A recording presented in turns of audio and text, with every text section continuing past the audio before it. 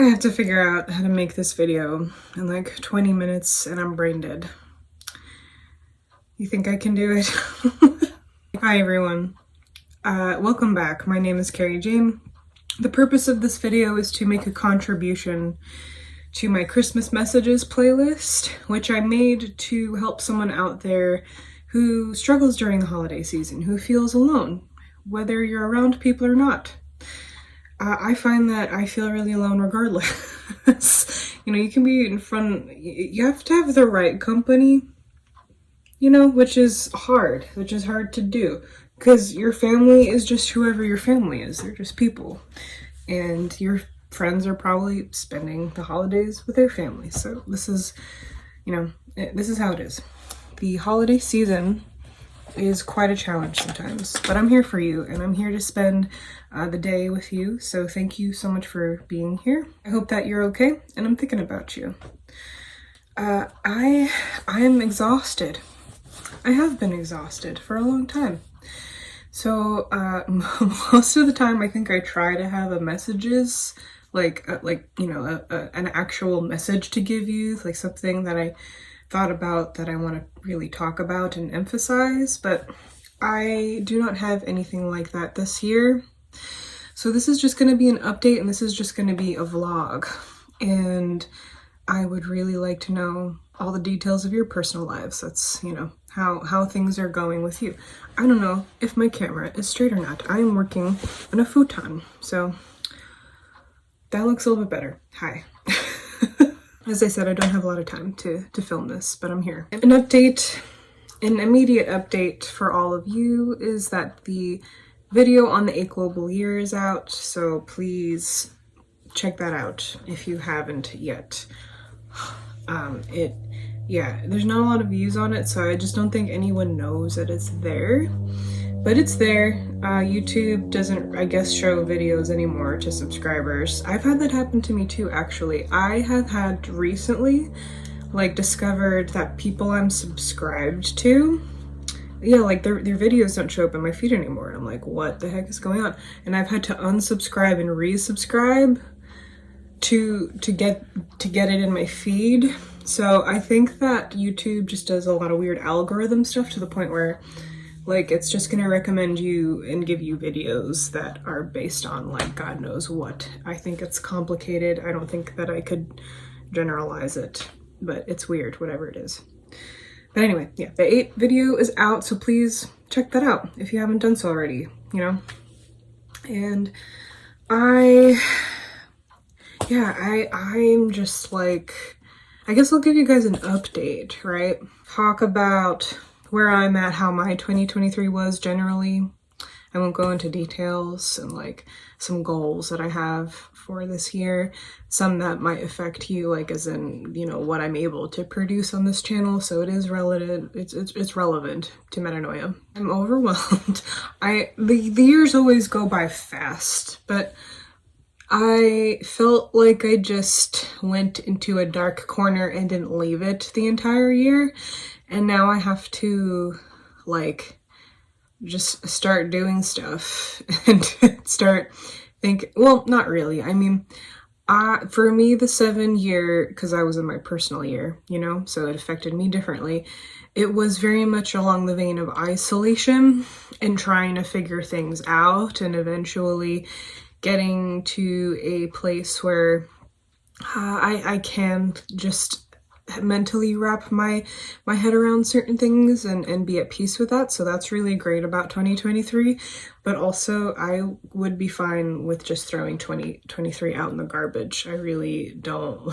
I could have done without this entire year. I don't know how you guys are feeling about it. I'm sure it's a mixed bag. It always is, but I know a lot of people are kind of in the same boat. Something that is on my mind these days a lot is how counterintuitive the whole Christmas culture is, because it's at this time of a winter solstice, which if you're in tune with the seasons, if you're in tune with Earth, you feel like you want to come to a complete stop, during this transition, which is the winter solstice. Basically, You know, for a day, we have the shortest day of the year, and then we hang out there, and then the light starts to come back.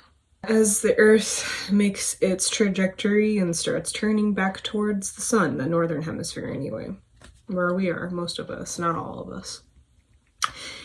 And I feel like I really just want to take some time to hear my own thoughts, especially during this like 7 year that we're in that is supposed to be like that. And but we don't do that. We don't take this time to reflect and slow down and experience actual rest. What we do is we run around like crazy.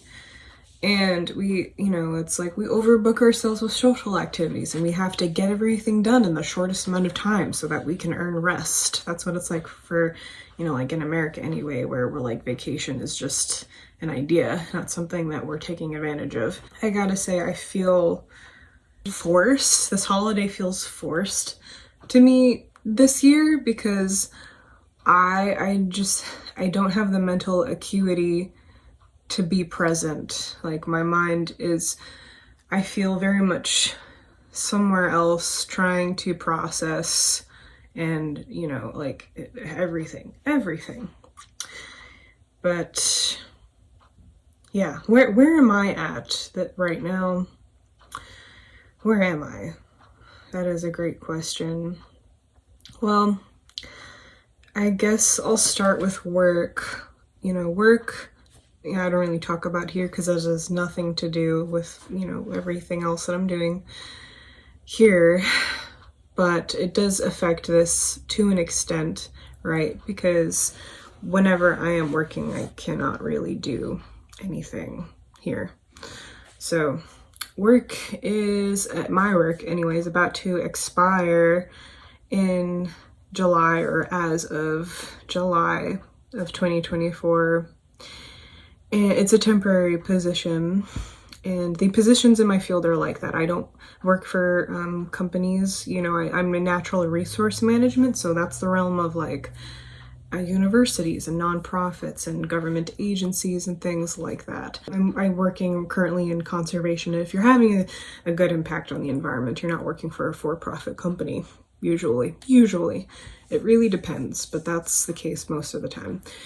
So that's where I'm at. So, you know, there's very little permanent jobs in my field. They're all temporary because, well, there's a lot of reasons, but there's very little funding for that. And even though this is like a huge issue and something that needs a lot of effort, it hasn't grown along with everything else, with all the other industries. So what you get is a lot of temporary positions to fit budgets. It costs a lot of money to invest in people, to actually care about them. It takes a lot of money because once you have a permanent position, you know, that you're going to have to give them yearly raises for cost of living adjustments, you know, you're going to have to maybe even, you know, pay them steps, you know, depending on the union that's available and like what's going on in that state and the laws, etc. So eventually they would have to pay someone like me like $75,000 a year. But if you don't have that money, or you don't feel like having that money to give to someone to complete a task that you need to get done, what you do is you just make it a temporary position and then you throw them away and then you hire a new person. So yeah, because that would be very expensive to have to pay someone like 3% more each year and then also give them the salary raise they do deserve for having the experience on the job, you know. It makes more sense to hire someone else at a lower salary and then throw them away and then, yeah, just keep doing that. So, you know, people say, you know, okay, then that's fine. Just keep taking the temporary jobs until you get the permanent one. That's what I've been doing, and I haven't been successful yet. It's been 7 years since graduating college. Not a single permanent position. I did have one permanent position, but it was a dead end. There weren't salary increases anyway, and it was part-time, and it was awful, you know, just in terms of trying to not just get a raise, but advance and like apply yourself more. And, you know, it was a dead end. So I took another job to get more experience, which has been amazing, which has been so, so good. But at the end of the day, I can't really do my job unless I'm able to afford the basics of existing. So it's no longer fiscally responsible, I feel, to keep doing what I've been doing. So one of my goals for 2024 is to attempt, I don't really have any expectations, but to attempt developing a permanent passive income situation, because no matter the job that I end up taking, there's going to be $40,000 missing from my annual salary to cover the basic costs of life, to, pay for a car and then a home. Even if you're just renting the shittiest situation, it's still very expensive. Food, everything that goes along with that. So that is one of my goals for 2024. I think a lot of people would agree with me when I say that things just can't go on the way that they have been. It comes to a point, you have to do a lot to get there, but eventually it does come to a point where you can't just keep doing the same thing that you're doing and expecting that to work out when it's not. It's just not going to. So eventually, the way that I see it is like, when you're screwed anyway, get weird with it. Try doing something different, anything different, attempt. It doesn't mean that that's going to work, but it might, and it's screwed anyway. So there's really not much to lose. That's how I see things these days. I would also very much like to have a part of that passive income, not all of it, but a part of that passive income would be great if that came from Substack. So I'm going to be spending more time on Substack. I won't just do it so that I can develop the passive income. I'm going to do it because I want to do it. But it's time spent, and unfortunately, you hope that does something eventually. So maybe, we don't know. There's only one way to find out. If I do end up being unemployed for a long time, this is an opportunity to do a couple of things with the channel that I've always wanted to do. Like try, making some shorts. I don't know for sure what shorts that I would make. I have a few ideas. I would kind of like throw things at the wall and see what sticks, whatever works out for me at the time. So that's where I'm at, and those are some goals that I have.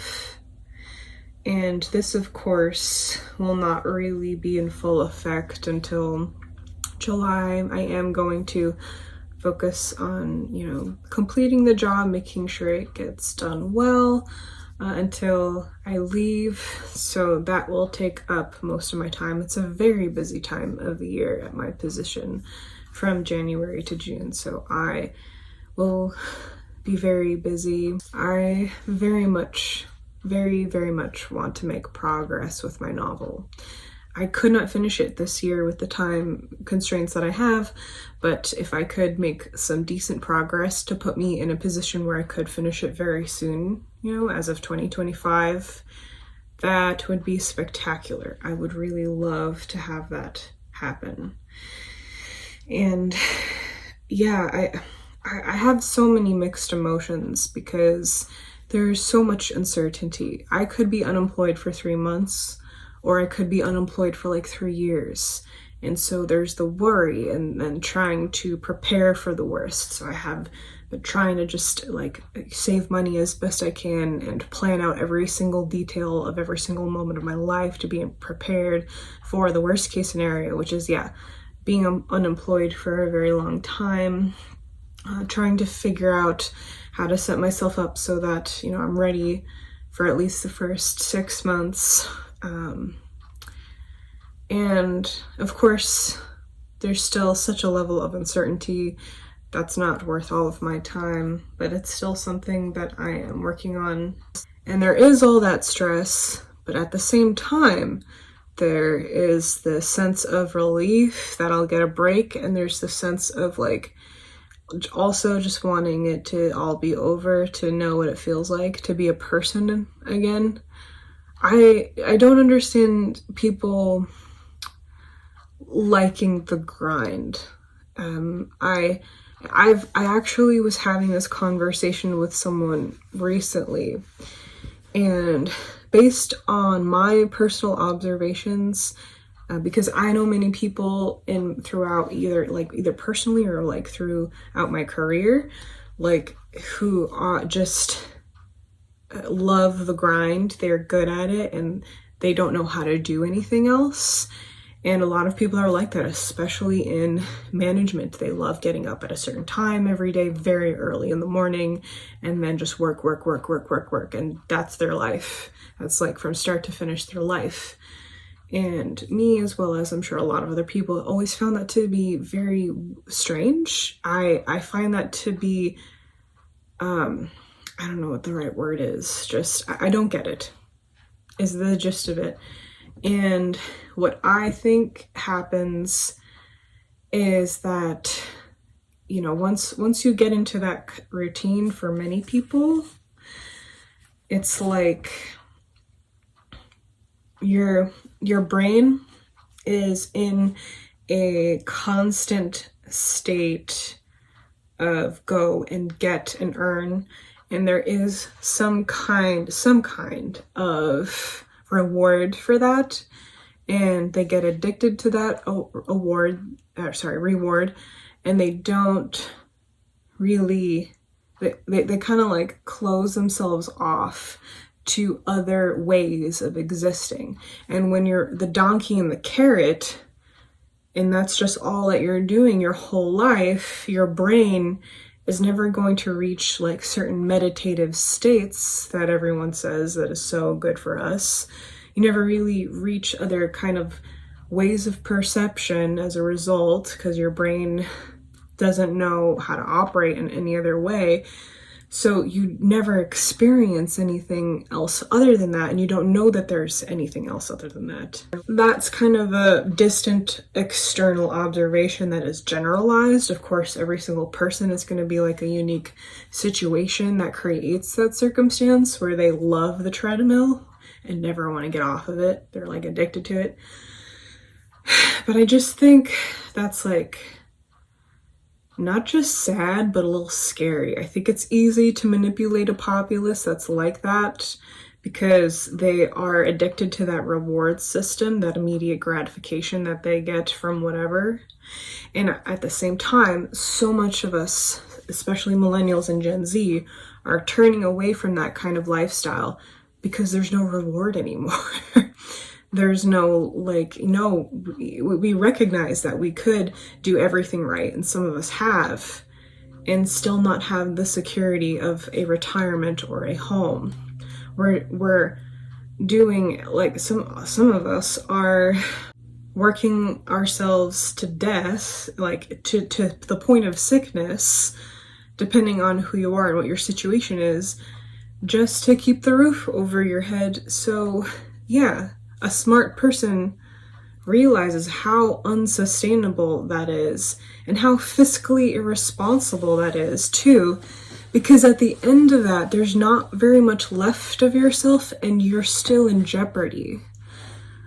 So yeah, no one wants to work anymore. The point of a job is to have, basically like your ability to do your job is contingent upon your ability to afford the transportation there, shelter, because you need somewhere to live so that you don't die, when you're off hours, food, healthcare, everything that comes to exist with existing. And the jobs, they don't do that. They don't do that anymore.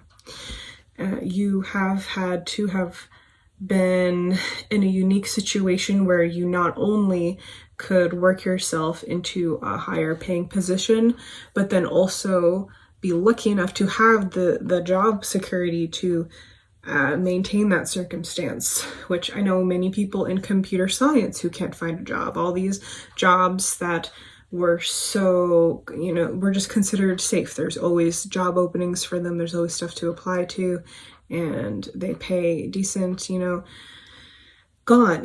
So it's the security is an illusion. People who have been very lucky, who did X plus Y equals Z and had that work out for them, and cannot really imagine a situation where they did that and it didn't work out anyway. They look at other people and think the reason why they're there is because they're stupid. They obviously did something wrong. But that's really short-sighted, and it doesn't really make any sense, especially in this world that we've created for ourselves. And it's very much based on how lucky you are. You not only have to work extremely hard, you also have to be very lucky, unfortunately. So, yeah. I'm thinking, I'm going to try to develop some passive income throughout the rest of 2024 from July to the end, so that I can continue to do this, and I can continue to do whatever I need to do, and whatever that looks like.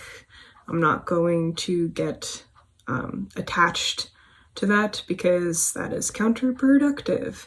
This is a chop and change kind of time, I think. Everything is very tumult. I don't think it's a good time to set down roots right now. I think it's a very good time, as I talked about in the 8-year video. If you guys, haven't watched that yet, I think it's a good time to be pragmatic. And, if you guys are aware of your personal year numbers, something that I talk about a lot with my clients and with, people who I have conversations about regarding their personal year cycles.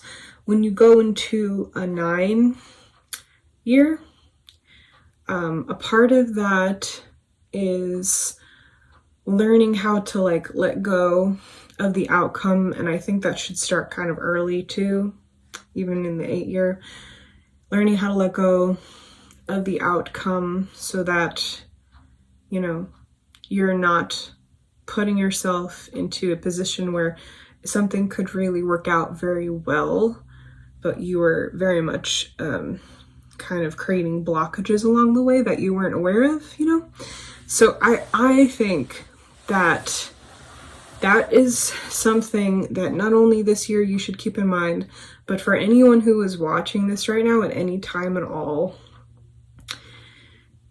all you can do is the best you can, given what you know, and then you simply have to be at peace with that. And it's a lot to learn. This is a process. I'm gonna fix the camera again. But anyway, I'm meandering a lot. I'm talking a lot about, very vaguely, about a lot of different kinds of things. But yeah, I think that this transition from the 7 year into the 8 year is particularly exhausting when you think about it, because we are coming out of our heads and are being very much pushed down into reality in a way that is new to us. It's not just that it is, the stress of finances and the stress of whatever you have going on. I think these days now, for a lot of us, it's just I need to think about this differently. I need to figure out how to use what's in my vicinity, what's at my disposal, and just make the most out of it, and try to make turn $1 into $100 somehow. That's just an example. I need to somehow figure out how to take this 1 hour of time that I have left and make that like 3 hours of work. Like whatever it is, whatever the resource is. And it's this it's I don't know, it's a trip. But it always has been. And even though I do feel like I would rather be in a secluded room right now, just kind of like in my head and working through it, I'm at the same time extremely grateful for all the people and things that I do have. I want to make that clear. I'm not taking anything for granted. But at the same time, I think we should all just let ourselves be who we are, where we are, and who we are at the time. And, give yourself some slack in that way. And Christmas this year, I'm not sure how I feel about it, and that's okay. I'm grateful to be able to be having these conversations where I do have either the time or the energy to even think about how I figure out how to move forward, because some people don't even have that. Although I've done everything that I can to set myself up in the best position possible my whole life. Will I make it? I don't know, but I tried. Really, I really did try, guys.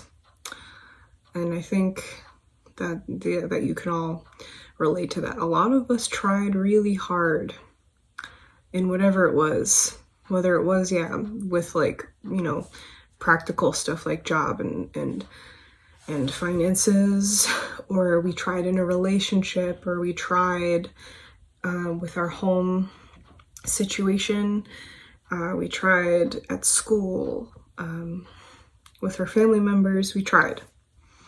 There's something